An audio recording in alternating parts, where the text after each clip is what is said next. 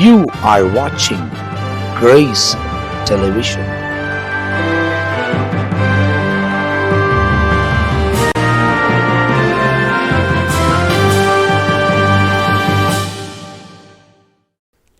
கிறிஸ்துவுக்குள் அன்பான தேவ ஜனங்களே, என் அன்பு சகோதர சகோதரிகளே, உங்கள் அனைவருக்கும் ஆண்டவர் இயேசுவின் நாமத்தில் வாழ்த்துக்களை கூறிக்கொள்ளுகிறேன்.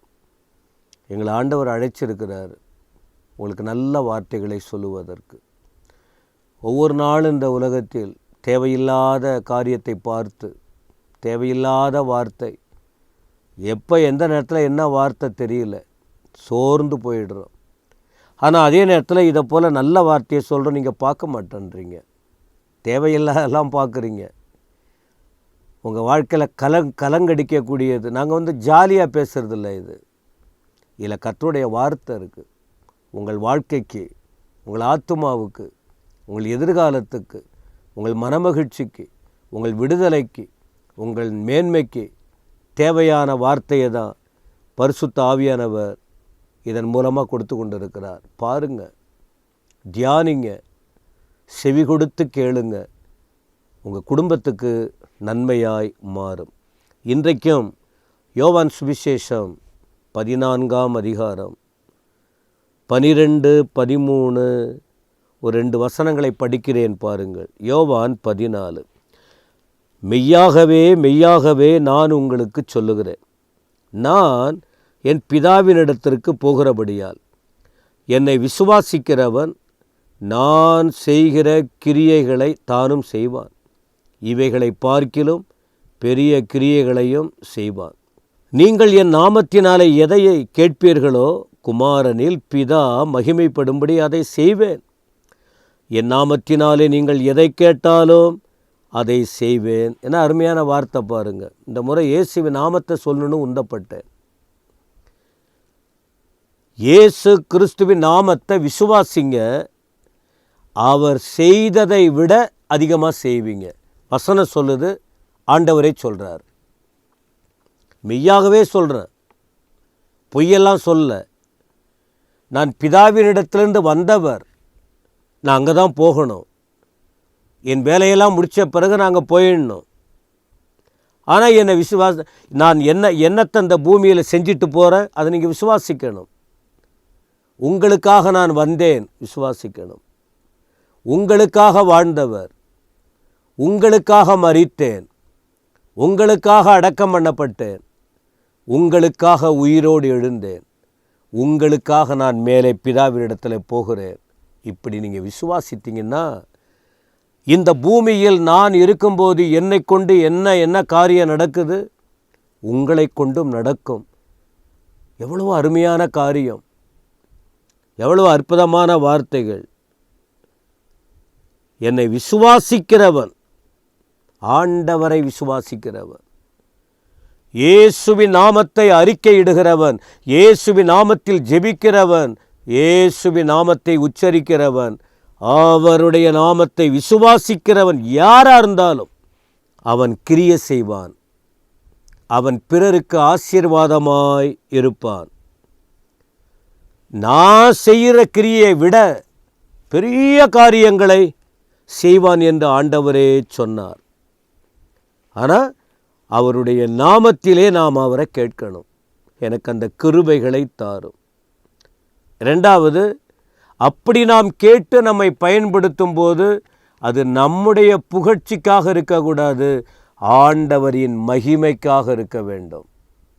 மகிமை மேலே போக வேண்டும்.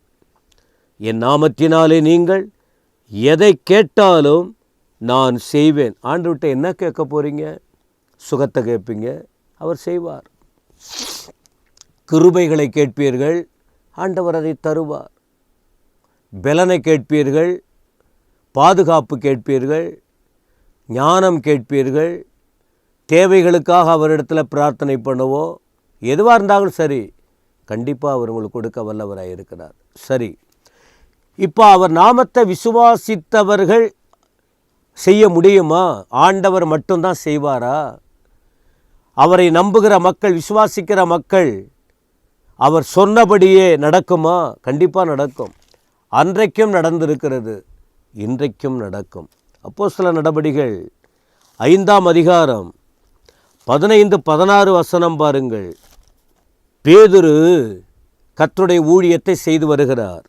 அப்போஸ்தலர்கள் கைகளில் அற்புதம் அதிசயம் நடக்கிறது.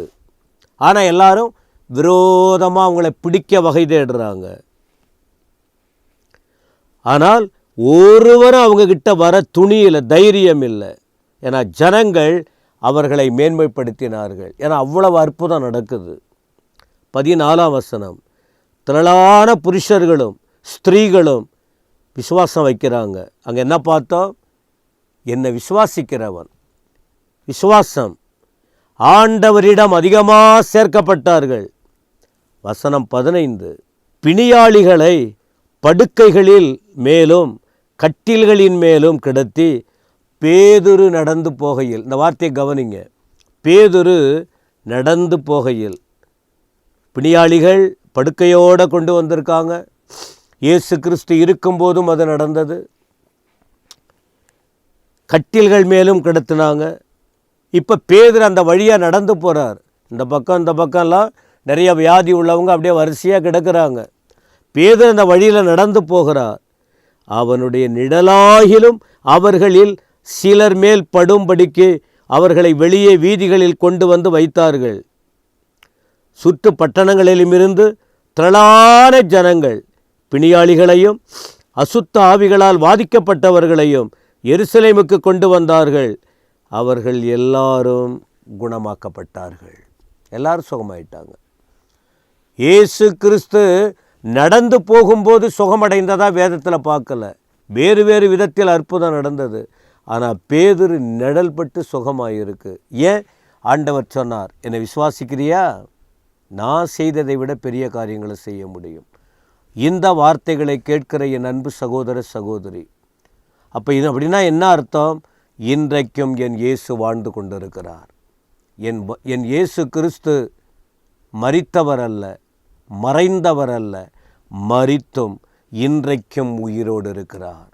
அவர் வல்லமை குறைந்து போகவில்லை. அவர் கிருபைகள் குறைந்து போகவில்லை. அவருடைய வார்த்தைகள் மாறி போகவில்லை. அவருடைய வாக்குத்தத்தங்கள் மாறி போகவில்லை. இன்றைக்கும் அவர் உயிரோடு இருக்கிறார்.